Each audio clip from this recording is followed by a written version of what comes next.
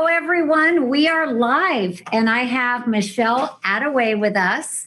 So, Michele, thank you for taking a few minutes to join us today. I have some great things to ask you about working the higher end market. You know, we have this great luxury group, and it's everything from I would like to break into the next price point to I want to get into that true luxury in the top 10%. So they just like to hear from people that are doing it and doing it at different levels and different ways. So if you would introduce yourself and how they can get in touch with you in the event they might have a referral for your marketplace. So tell them about the areas that you service also, if you will. Oh, okay, great. Well, I'm in Northern Nevada, so I service Reno and Sparks.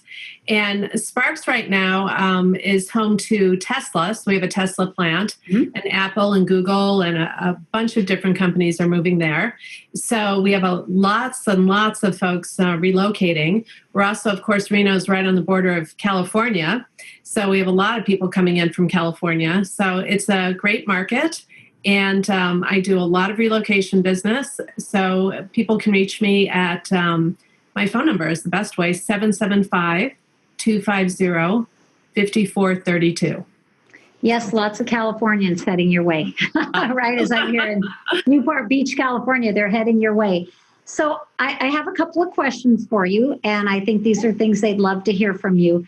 How do you best attract your luxury buyers?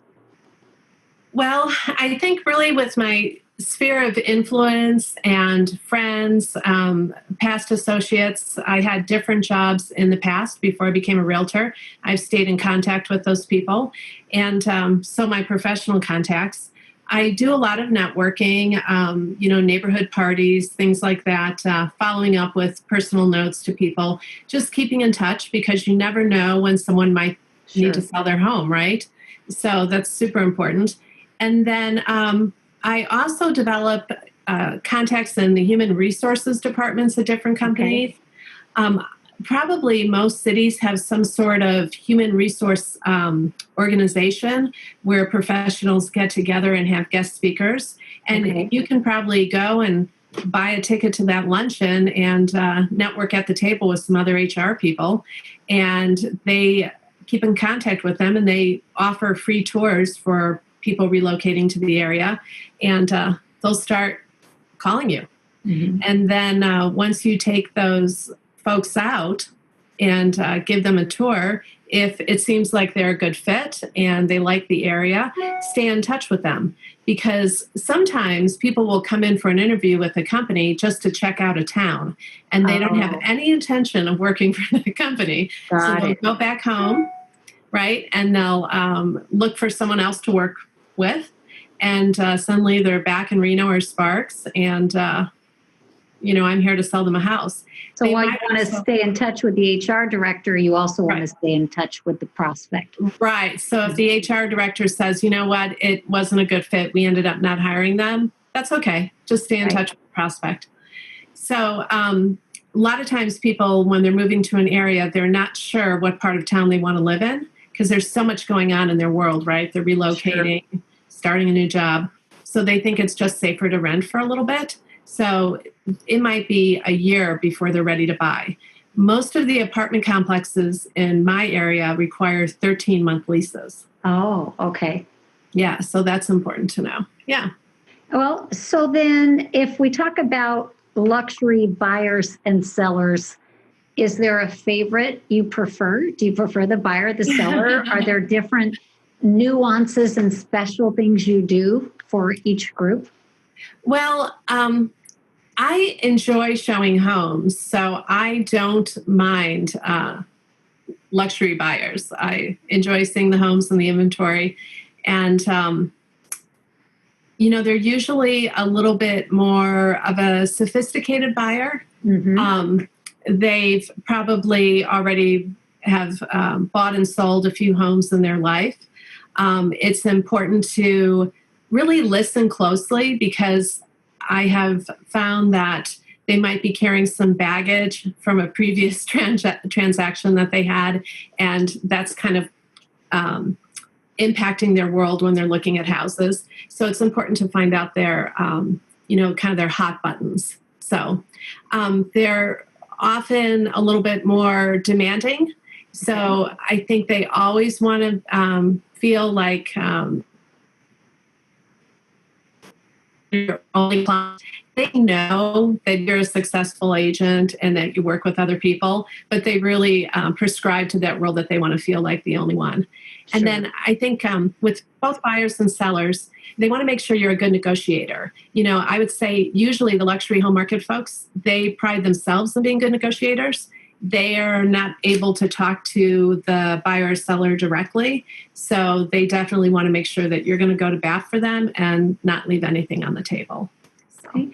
Now, your sellers right now, what's your average day? Well, let's just say usually in your market, what's kind of normal average day on market for a luxury property?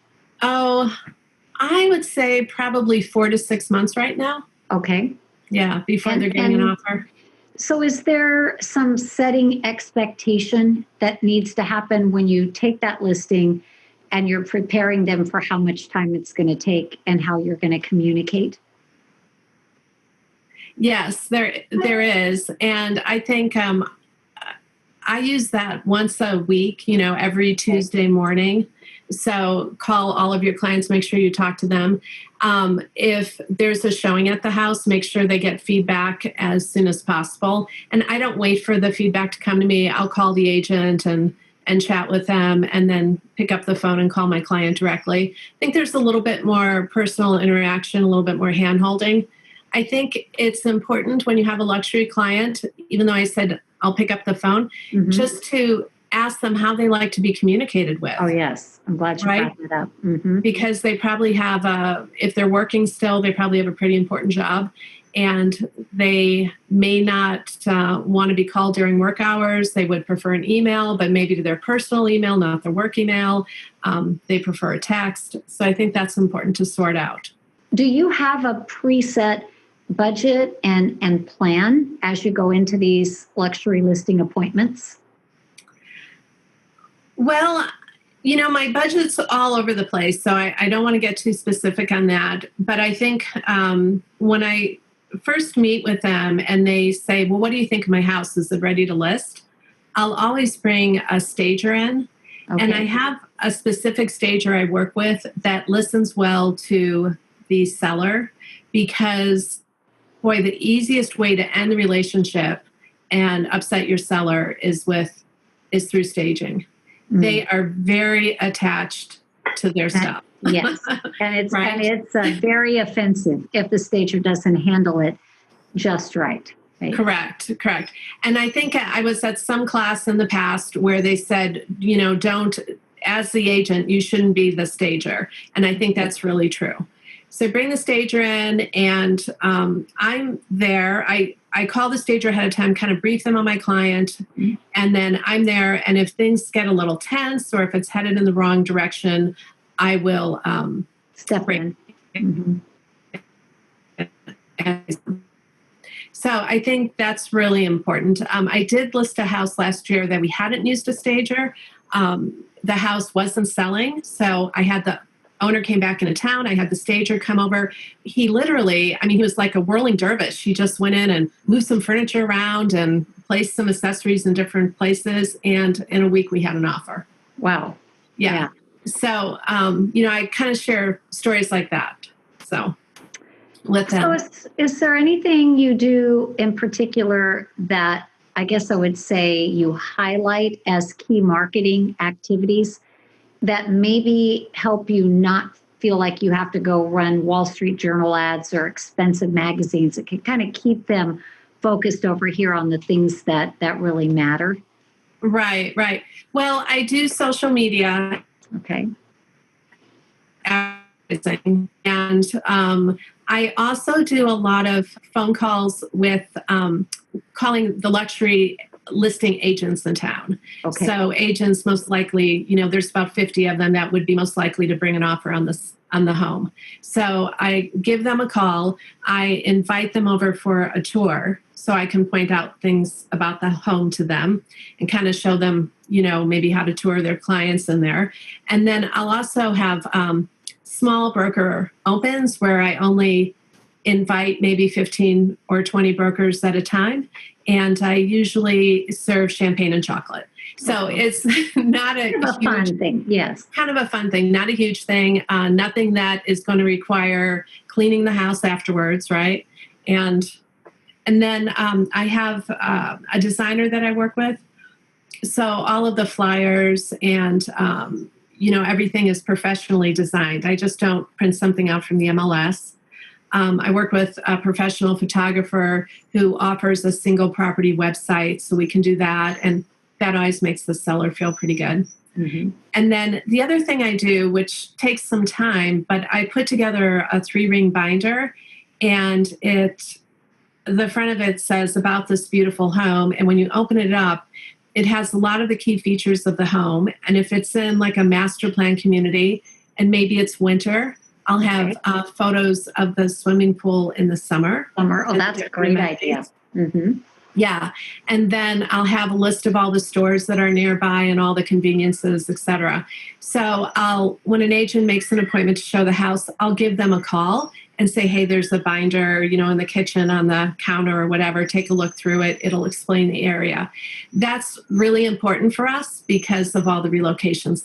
Sure. So, people who don't even really know what part of town they're in. So. And I think for anyone, because it is, when you're buying a luxury property, it's not a practical purchase. It's not just shelter, right? It's you're buying lifestyle. Yeah. Well, I so appreciate you joining us today, and maybe we'll think of some of these topics and decide we need to go a little bit further with them. But I hope that they'll reach out to you. I know you'll do an amazing job if they have a referral. And just to give them an idea, again, the breadth of the market you cover, the variety of counties or territories, anything at all, just so they would know what they could reach out to you for. Well, Reno is Lake Tahoe and Incline Village. And I have realtors I work with up there, but I concentrate on Reno and Sparks and going to Carson City. And Carson City is the capital of Nevada. So I've probably I have about a 50-mile radius that I concentrate on. Awesome. So, great. Okay. Well, thank you, and have a great rest of your day. And everyone, thank you for watching. All right, Michelle, I'll talk to you soon. Thanks, Debbie. Bye-bye.